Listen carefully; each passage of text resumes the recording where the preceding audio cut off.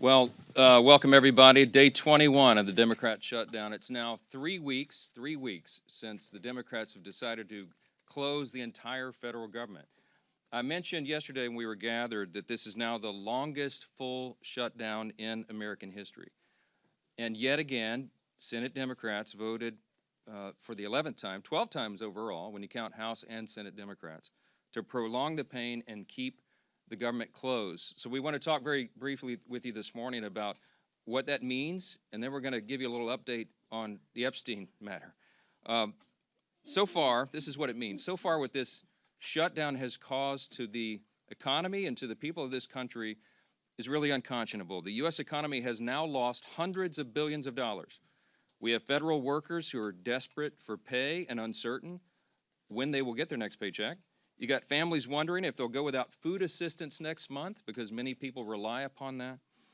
New federal loans and disaster aid have come to a complete halt, and the stewards of our nuclear defense stockpile are being sent home on furlough. Think of the implications of all this.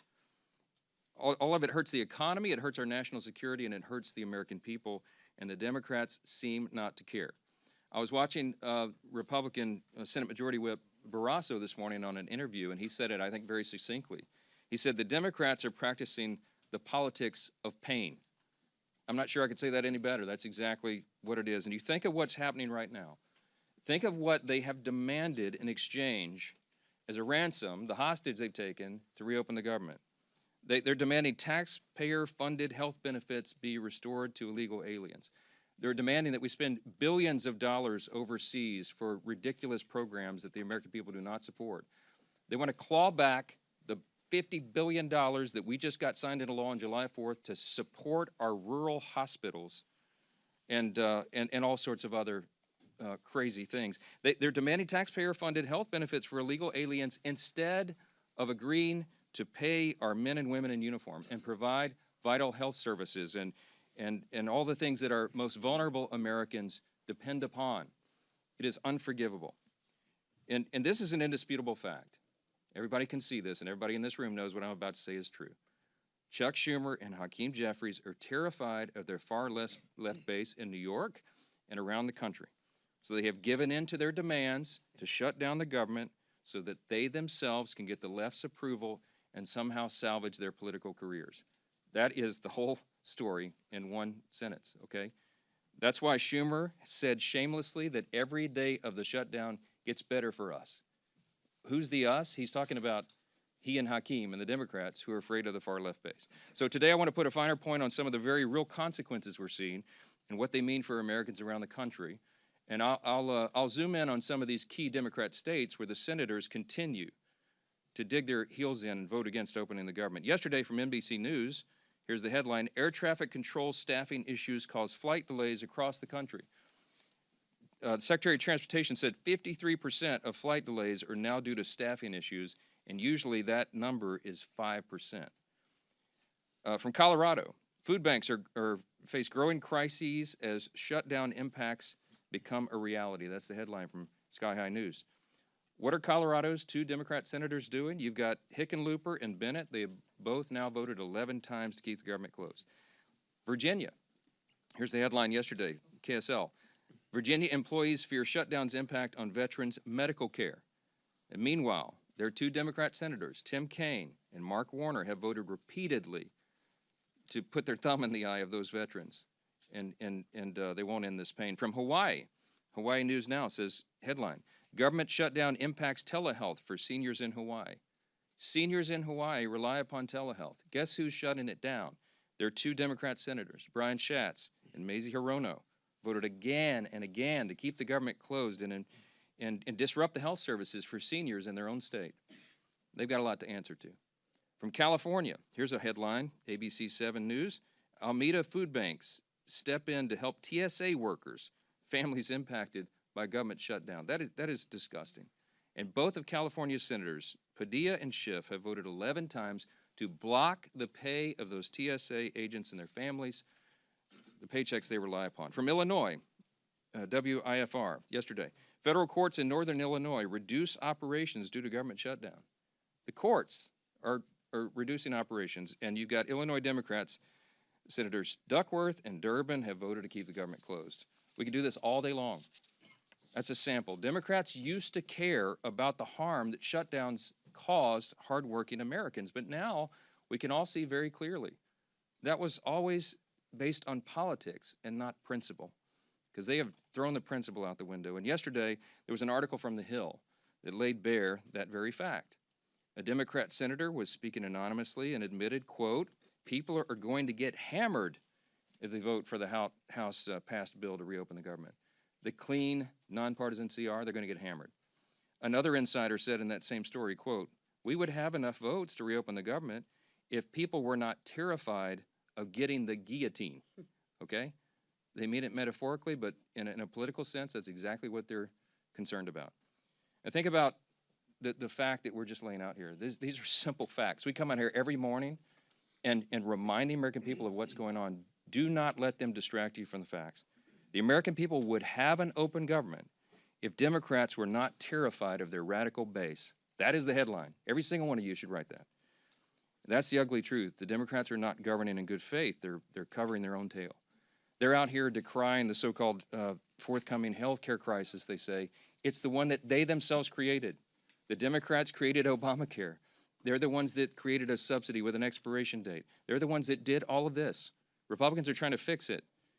And they're trying to blame Republicans for the crisis they themselves created. They cry foul when we won't bail them out of their own shutdown. I don't have anything to offer, as I've explained. I don't have any partisan priority I can pull off of the CR to make it more palatable for them.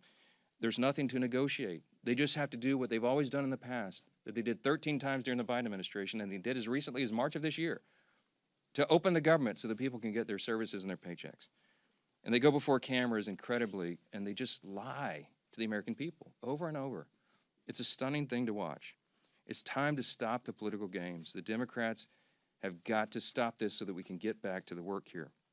For the sake of the American people, I hope they do. I hope Democrats finally come to their senses soon and the pain will end so we can reopen the government and get back to the hard work here. Let me say this. Now, while congressional Democrats continue their dangerous political games, the bipartisan House Committee on Oversight is conducting its investigation into the heinous crimes of Jeffrey Epstein. And it has continued. It has not stopped during the government shutdown. You have some of the, as I like to say, some of the toughest bulldogs in Congress on the Republican and Democrat side who are united in this cause for maximum transparency of the Epstein files. I'm for that. Chairman Comer is for that, the Oversight Committee chair. You'll hear from him in a moment. All these leadership team are, all the Republicans in the House are for maximum transparency and always have been. My good friend, Chairman James Comer, is going to give you an update on that shortly, but I just want to make a couple of key points very clearly before I bring him up here. Congressional Democrats are rudderless right now. I don't know how else to describe it. They don't have a message, they don't have a leader, they don't have any identifiable set of policy solutions for the problems facing the American people. Their party continues to hit all-time historic lows in poll after poll after poll, and many of you have reported on that. These are objective facts. They're utterly lost as a party, and everybody can see it. So what are they doing?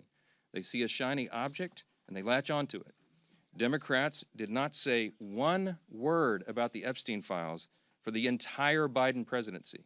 They had all the files in the Biden DOJ. They didn't say a word about it. 4 years, not a word. And suddenly now, they somehow convinced themselves that the Epstein files will be damaging to President Trump and Republicans in some way that they've imagined. And so they feign outrage. Let me be very clear about this. I've met with some of the Epstein victims. Some of these brave women have come forward. They were here on Capitol Hill, as you all know. We heard their stories. It's gut-wrenching. It's disgusting what they've been made to go through, and they bravely came forward. We're working around the clock to ensure that justice is served, and also as part of the oversight to figure out why justice has been delayed for so long.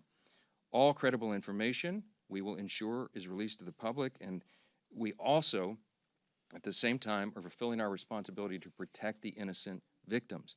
By the witnesses' own testimony, these ladies who've come forward, they estimate there may be as many as 1,000 young women who were subjected to these heinous crimes.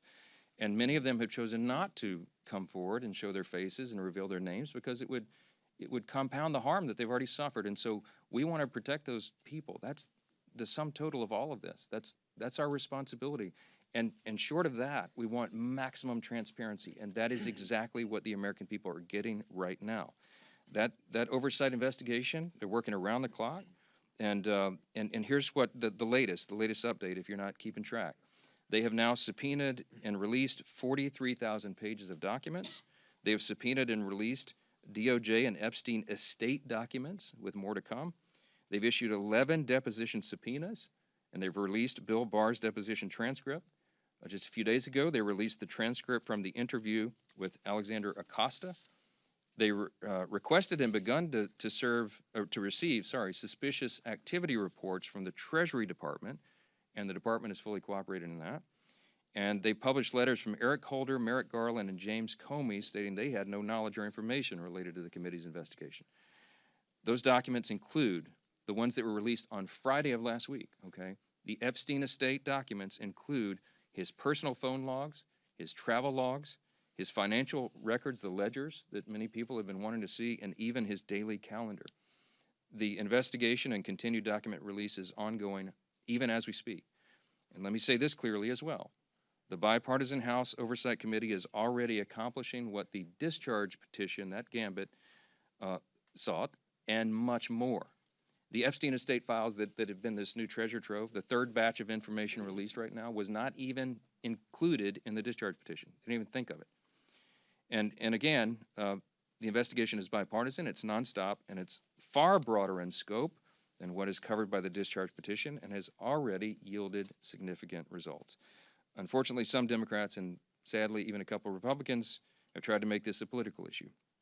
They seem to be more interested in trying somehow to lay a glove on the president than in securing justice for these victims, and I think that is shameful. But as Chairman Comer will tell you, the work of the bipartisan investigation continues, and we brought him here to share with you some of those thoughts. Chairman Comer, thank you for your hard work, and take it away. Thank you. Well, thank you, Mr. Speaker. As Speaker Johnson already said, today marks the 21st day of